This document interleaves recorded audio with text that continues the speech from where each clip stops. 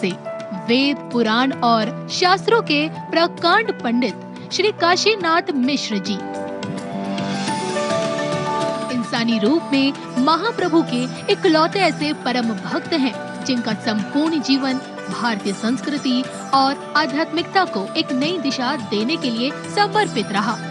आज भी इस जगत को इस सत्य से अवगत करा रहे हैं कि ईश्वर सत्य है, आत्मा सत्य है, मोक्ष सत्य है और इसी सत्य के मार्ग को दिखाने वाला धर्म सनातन अनादिकाल से चली आ रही एक ऐसी अविरल परंपरा है जिसका अनुसरण करके ही आने वाले संकट से स्वयं को बचाया जा सकता है। वेदों का सार श्रीमद् भागवत गीता हो या फिर सतयुग से कलयुग तक की भविष्यवाणियों का अमूल्य संग्रह भविष्य मालिका पुराण। वर्षों का अध्ययन और महाप्रभु की दैवी कृपा से मिली दैवीय शक्ति से परिपूर्ण पंडित श्री काशीनाथ महाराज आम जनमानस के अंधकारमय जीवन को सत्यता का प्रकाश दिखाने पहली दफा आ रहे हैं अपने सुविचारों के साथ आपके संस्कार चैनल पर। जय जगन्नाथ।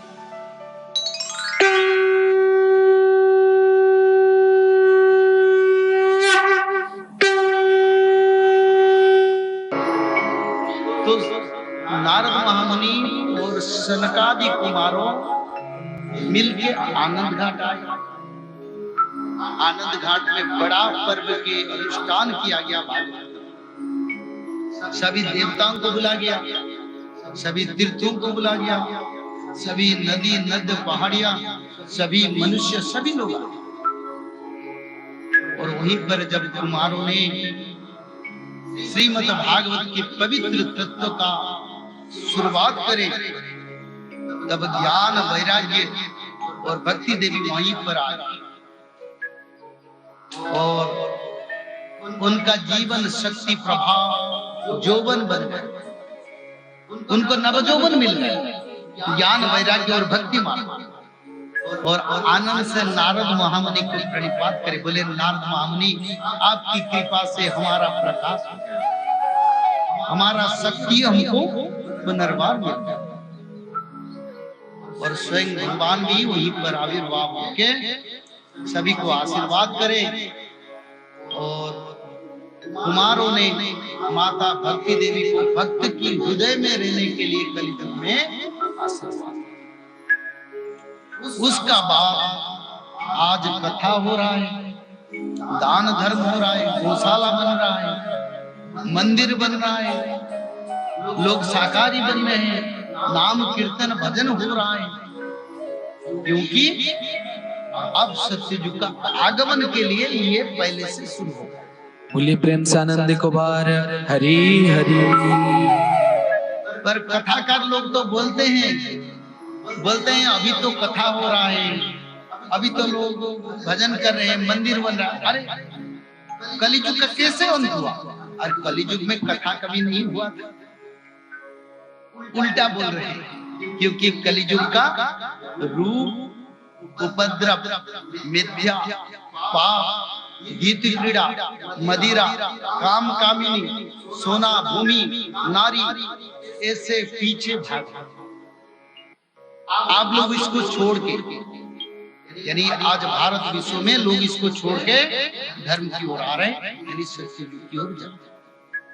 बोलिए सच्चिदानंद भगवान जय।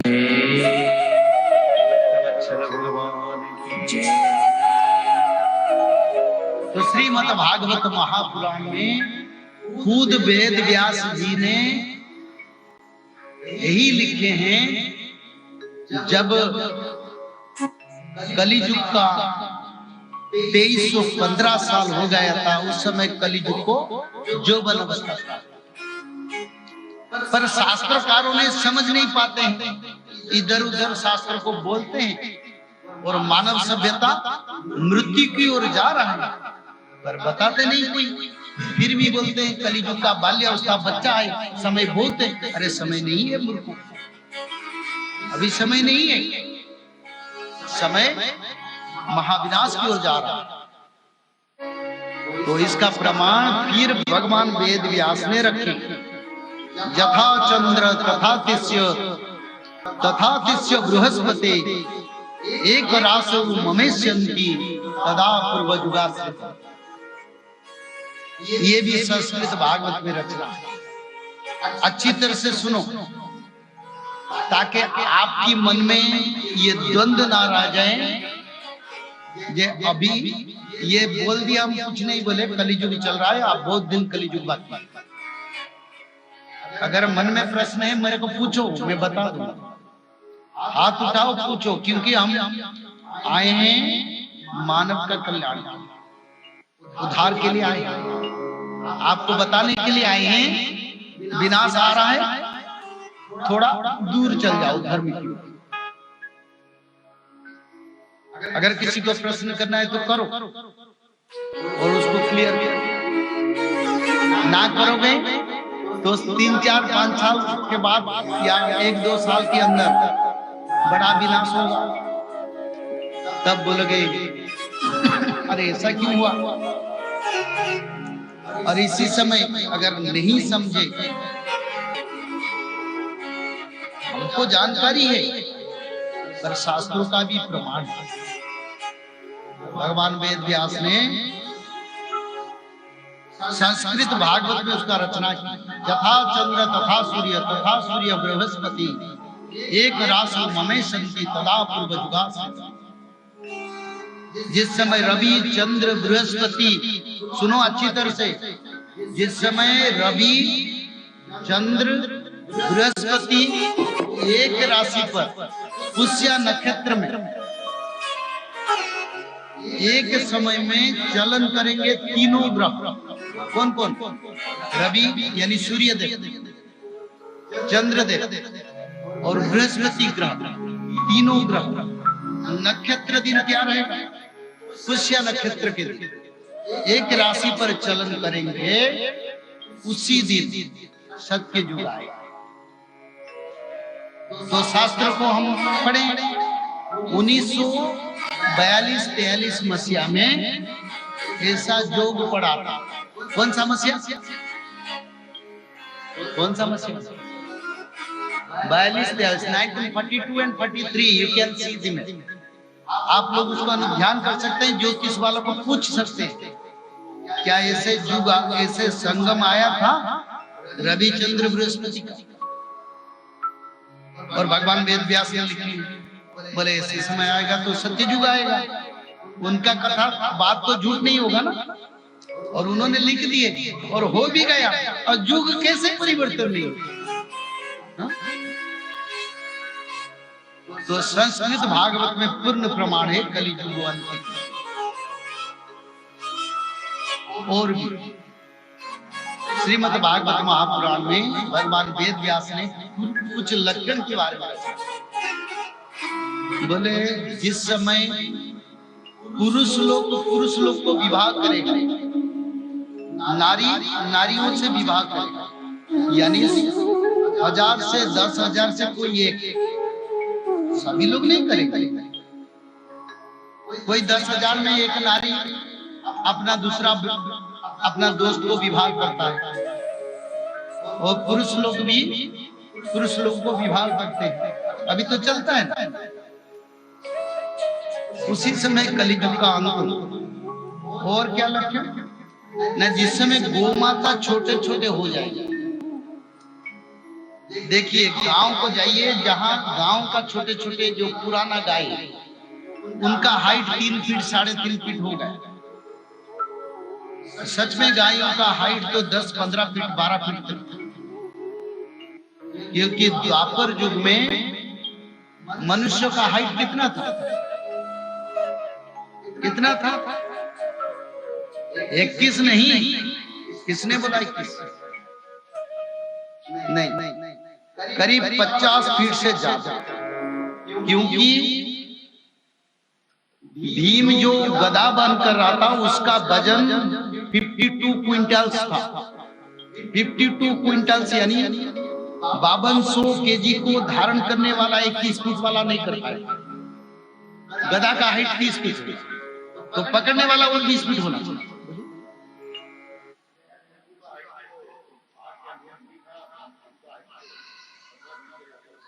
पंद्रह फीट नहीं। भीम एक पहाड़ी को उठा सकता। इतना नहीं, उस समय जो शक्ति है उस शक्ति को हम कल भीम के शरीर में 1 सहस्त्र हस्ती का बल, 1 सहस्त्र हजार हस्ती का बल। हाँ कैसे? हाँ तो वो जो गदा का पकड़ रहा था लोहे का, उसका वजन हमारा उड़िया श्रीमद् महाभारत में रचना है, उसका वजन 5200 केजी था, यानी 5 टन 200 केजी। 5 टन 200 केजी का वजन का गदा इतने मोटा होके तो लंबाई होनी चाहिए, तो कोई 50 फीट का लोग होगा तो पकड़ेगा ना। तो वो समय कुछ अलग। भगवान श्री कृष्ण, आप देखिए, मैं बताऊं, श्री वृंदावन से बरसाना कितना दूर है? 25 किलोमीटर। रोज प्रभु आते जाते करते थे। कैसे करते थे? उनका साथ गोपाल बालक भी जाते थे।